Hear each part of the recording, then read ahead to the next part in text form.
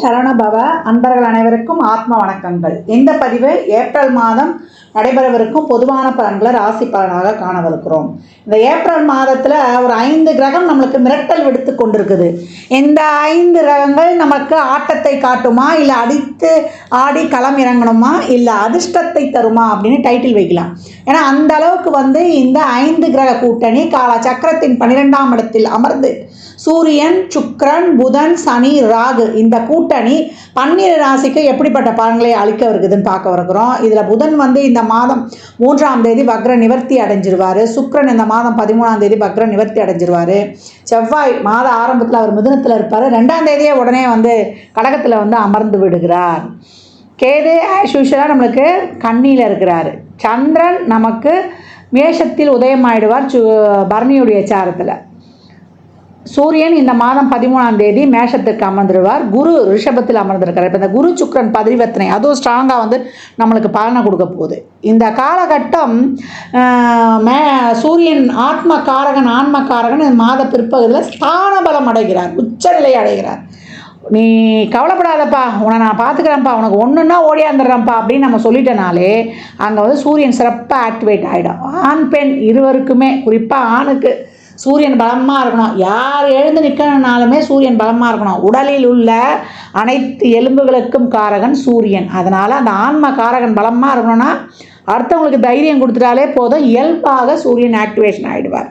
இந்த கோள்களின் கோச்சார நிலையாலும் இந்த 5 கிரக கூட்டணி என்ன மாதிரியான செயல்பாடுகளை இந்த 12 ராசிக்கும் தரவிருக்குது என்பதை பார்க்க இருக்கிறோம். பதிவினை முழுமையாக கேளுங்க, ஸ்கிப் பண்ணாதீங்க. இதில் சொல்லியிருக்கிற எளிமையான வழிபாடுகள், வாழ்வியல் செயல்பாடுகளை பின்பற்றி உங்கள் வாழ்வை வளமாக்கிக் கொள்ளுங்கள். மகர ராசி மகர லக்னத்திற்கான பலன்களை காணவிருக்கிறோம். இந்த ஏப்ரல் மாதம் எப்படி கடந்து வரலாம் அப்படின்னு பார்க்கும்பொழுது நல்ல அருமையான மாதம் அப்படின்னு சொல்லலாம் மகர ராசிக்கு. ஏன்னா உங்களுக்கு 7.5 சனி விலகியதே மிகப்பெரிய பலம் உங்களுக்கு அப்படின்னு. இந்த காலகட்டம் நிறைய பிரச்சனை இருக்குது, நிறைய பிரச்சனையை கடந்து வந்திருக்கிறோம், எங்களுக்கு ஏதாவது ஒரு உதவி கிடைக்குமா அப்படின்றவங்களுக்குலாம் ரொம்ப அருமையான காலகட்டம்னு சொல்லலாம். மாற்றங்கள் நிகழும், மாற்றத்திற்குரிய சிறப்பான நேரம். அது தொழிலாக இருந்தாலும், ஒரு வண்டி வாகன மாற்றமாக இருந்தாலும், ஒரு ஊர் மாற்றம், இடமாற்றம், எல்லா வகையிலையும் நல்ல மாற்றங்கள் ஏற்படும். மாற்றம் ஏற்பட்டால் சிறப்பாக இருக்குமானா ரொம்ப அருமையாக இருக்கும். 3ஆம் இடத்தில் பார்த்தீங்கன்னா இந்த 5 கிரக கூட்டணி கர்மாவின் கர்மாஸ்தானம் 3ஆம் இடம் தான், 8க்கு 8ஆம் இடம். அப்போ உங்களுடைய பிரச்சனைகள், குழப்பங்கள், யார் மூலியமாவது இது வரைக்கும் ஒரு உதவியை எதிர்பார்த்து கொண்டிருந்தீங்கன்னா அந்த உதவிகள் இப்பொழுது உங்களுக்கு தானாக கிடைக்கும் அப்படின்னு சொல்லலாம். நிறைய என்கிட்ட வாய்ப்புகள் கிடையாது, நான் எல்லாமே இப்போ பண்ணி காத்திருக்கிறேன், பணம் இருக்குது எனக்கு, அதற்கான வாங்கிறதுக்கு கூடிய ஒரு திறமையும் இருக்குது, எல்லாமே இருந்தாலும் எனக்கான அந்த நேரம் ஒரு சந்தர்ப்பம் வரல அப்படின்றவங்களுக்கெல்லாம் இப்போ மிக அருமையாக அந்த வாய்ப்பு உங்களை தேடி வரும் அப்படின்னு சொல்லலாம். வெளிநாட்டு வேலை வாய்ப்பு, மாணவர்களுக்கு வெளியூர் கல்வி, இதுக்கெல்லாம் ரொம்ப அருமையான ஒரு சிறப்பான அமைப்பு ஏற்படுவது. கவர்மெண்ட் கோட்டாலே கிடைக்கும். இப்போ எழுதக்கூடிய எக்ஸாம்ஸ்லாம் உங்களுக்கு ரொம்ப சிறப்பாக ஒரு இந்த நுழைவுத் தேர்வில் அவ்வளோ அருமையாக ரிசல்ட்ஸ் கிடைக்கணும். ஸ்கூல் ஃபஸ்ட்டு உங்கள் கல்வி நிறுவனத்துக்கும் பெருமை சேர்ப்பீர்கள் அப்படின்னு சொல்லலாம். ஒரு சிலருக்குலாம் திருமண முடிவில் ஏற்பட்டவர்களுக்கு 2வது திருமணம், இல்லை திருமணமே ஆகாதவங்களுக்கு ஒரு காலம் தாழ்த்தி ஒரு நல்ல வரனாக அமைஞ்சிடும். இவ்வளோ நாள் இருந்தாலும் ஒரு நல்ல வரனாக உங்களுக்கு மனதுக்கு பிடித்த மாதிரி அமைஞ்சிடலாம். இதே வயதில் கொஞ்சம் கூடுதலாக இருக்கோமா, ஒரு 60 வயதை கடந்து நாங்கள் 7.5 சனியை கடந்து கொண்டிருக்கோம், நிறைய மன விரக்தி ஆகிடுச்சு, யாரை நம்புறது இல்லைன்னு எதிர்பார்த்துருந்தோம், நாங்கள் கஷ்டப்பட்டு காப்பாற்றணும், எங்கள் பிள்ளைங்களாலேயே நாங்கள் சரியாக கவனிக்கப்படாமல் இருக்கணும்னு எத்தனையோ பேர் சொல்கிறாங்க இல்லையா. அந்த மாதிரி ஆதரவற்று இருந்தவங்களுக்குலாம் இப்போ பிள்ளைங்க பார்க்கக்கூடிய சூழலாக இருக்கும். இல்லை வெளியூரில் இருக்கிறாங்க, அவங்க தக்க தருணத்தில் வரல, எல்லோரும் என்ன பண்ணுறோம், படிச்சுட்டு என் பிள்ளை வெளிநாட்டுக்கு போனால் போதும், வெளிநாட்டுக்கு போனான்னு அனுப்பிச்சிடுறோம்.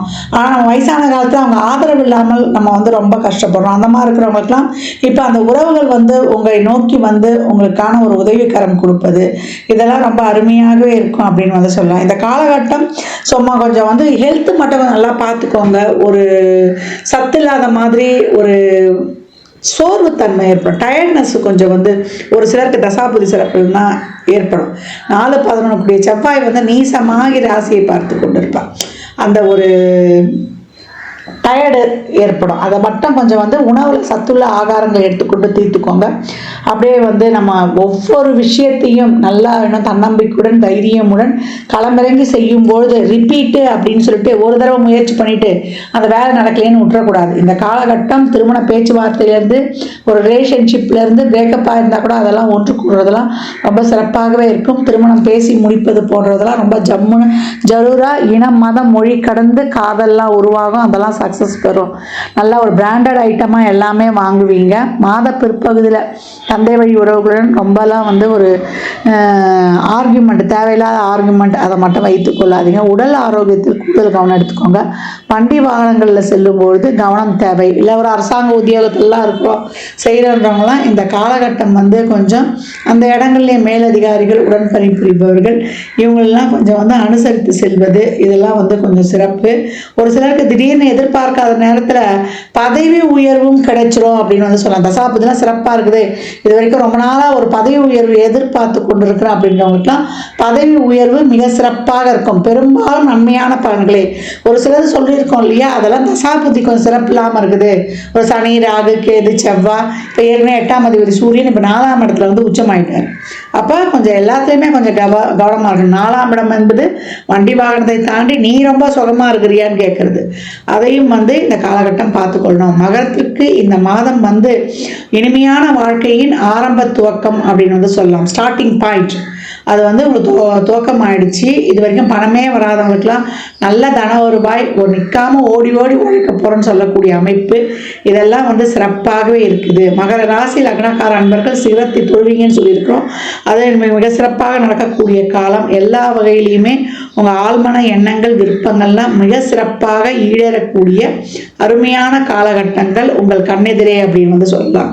இப்போ ஒரு குழந்தை பிறப்புக்காக முயற்சி செய்கிறவங்களுக்கு நல்ல ஒரு குழந்தை பாக்கியம். அதே போல் மாணவர்களுக்கு நான் ஏற்கனவே சொன்ன மாதிரி தான் லோன்லாம் கிடைக்கிறது, நல்ல ஒரு ஸ்காலர்ஷிப், உங்கள் படிப்பில் நீங்கள் முன்னுக்கு வருது, மேற்கல்வி பிஹெச்டிலாம் இப்போ காலகட்டம் பண்ணக்கூடிய ஆசையெல்லாம் வரும். அதெல்லாம் நல்லாவே முடிப்பீங்க அப்படின்னு சொல்லலாம். கொஞ்சம் கோபத்தை மட்டும் நான் ஏற்கனவே சொன்ன மாதிரி தான் குறைத்து கொண்டீங்கன்னா அதை வந்து இன்னும் கொஞ்சம் நல்லா வேகமாக செயல்பட்டு விரைவாக பலனை பெற்றுக்கொள்ளலாம். வயதில் மூத்தவங்களுக்கும் சரி, எந்த பருவத்தில் இருப்பவர்களுக்கும் உடல்நிலையில் இருந்த அந்த ஒரு குறைபாடுகள்லாம் எல்லா பிரச்சனைக்குமே ஒரு சொல்யூஷன். என்ன பிரச்சனைக்காக நீங்கள் வருத்தப்பட்டு கொண்டிருந்தீங்களோ அந்த பிரச்சனைக்கான தீர்வு இறைவன் வந்து யார் மூலியமாவது உங்களுக்கு வந்து கொடுத்து விடுவார் அப்படின்னு சொன்னால், அது பணப்பிரச்சனையாக இருந்தாலும், இல்லை உறவுகள் பிரச்சனையாக இருந்தாலும், இல்லை தொழில் சார்ந்த பிரச்சனையாக இருந்தாலும், இல்லை நான் ஒரு லக்ஸுரியாக எதுவுமே பண்ண முடியல, எனக்குன்னு என் தேவைகளை பூர்த்தி செய்து கொள்ள முடியலன்னு கஷ்டப்பட்டிருந்தாலும் இந்த காலகட்டம் ரொம்ப எல்லாமே சிறப்பாக இருக்கும். குழந்தைகள் நல்லா அவங்க நாலேஜ் வளருது, நுண்ணறிவு இந்த காலகட்டம் ரொம்ப அதிகமாக இருக்கும். தந்தை வழி உறவுகளால் வந்து கொஞ்சம் நல்ல ஒரு பெனிஃபிட்ஸ்லாம் கிடைப்பது. ஒரு விவசாயமாக இருந்தால் அவங்களுடைய உற்பத்தி திறன்லாம் ரொம்ப அதிகமாக இருப்பது, நல்ல குடும்பத்தின் மீது இந்த மனக்கசப்புகள்லாம் நீங்கி ஒற்றுமை பாசம் இதெல்லாம் வந்து இந்த காலகட்டம் அதிகரிக்கும் அப்படின்னு வந்து சொல்லலாம். நல்லா வந்து உங்களுக்காக ஒரு தந்தையால் வந்து ஒரு அனுகூலமும் உங்களுடைய அரசாங்கத்தால் ஒரு உதவியும் நான் ஏற்கனவே சொன்ன மாதிரி எதிர்பாராத இதுவும் மாதம் முற்பகுதியில் கிடைக்கிறதுக்கு வாய்ப்பு அருவாக இருக்குது. மனலும் உடலும் நடக்கக்கூடிய இது வரைக்கும் இருந்ததெல்லாம் வந்து அந்த மனசோர்வுலாம் நீங்கி இப்போ ஒரு புது தெம்பை பெறுவீர்கள் அப்படின்னு வந்து சொல்லிடலாம். இந்த காலகட்டம் உங்களுக்கு வந்து உற்பத்தி சார்ந்த துறையில் இருக்கிறவங்க தான் உற்பத்தி விவசாயத்துறை எல்லாமே இந்த விவசாயிகளுக்கு இது அருமையான நிறைய போட்டு கடன்லாம் வாங்கிட்டு இருக்கிறோமான்றவங்களாம் இந்த கடனை தீர்த்து எல்லா விதமான பிரச்சனைகளுக்கும் ஒரு முற்றுப்புள்ளி வைத்து இந்த 7 வருடம் இன்னும் வனவாசம் சொல்லணும் இல்லையா, அது நீங்கி இப்பொழுது வந்து உங்களுக்கு வந்து சுகவாசம் அப்படின்னு வந்து சொல்லலாம்.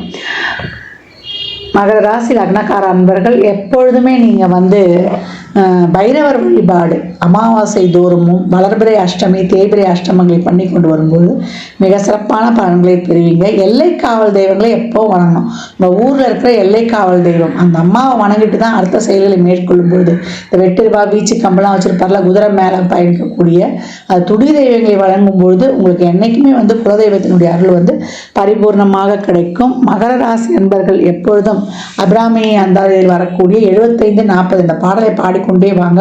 உங்களுக்கான வாழ்வின் அடுத்த கட்ட நகருக்கான சிறப்பான செயல்பாடுகள் விரைந்து உங்களுக்கு நடைபெற்று நிறைவான மகிழ்ச்சியை தரும் அப்படின்னு வந்து சொல்லலாம்.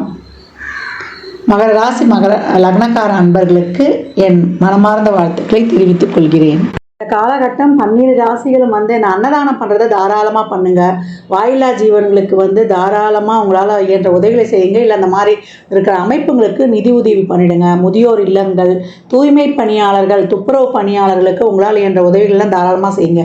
ஏன்னா சனி இருக்கக்கூடிய இடம் 12ஆம் இடம். எவ்வளோக்கு எவ்வளோ நீங்கள் தான தர்மங்கள்லாம் பண்ணுறீங்களோ தேவையில்லாத விரயங்கள், நம்ம மனசு கஷ்டப்படுற மாதிரி ஒரு ஹாஸ்பிட்டல் செலவுலாம் ரொம்ப குறையும், அனாவசிய செலவு குறையும். இந்த மாதிரி நல்ல காரியங்கள்லாம் செய்யும்பொழுது நம்மளுக்கு சந்தோஷமாக செலவு பண்ணிடலாம்.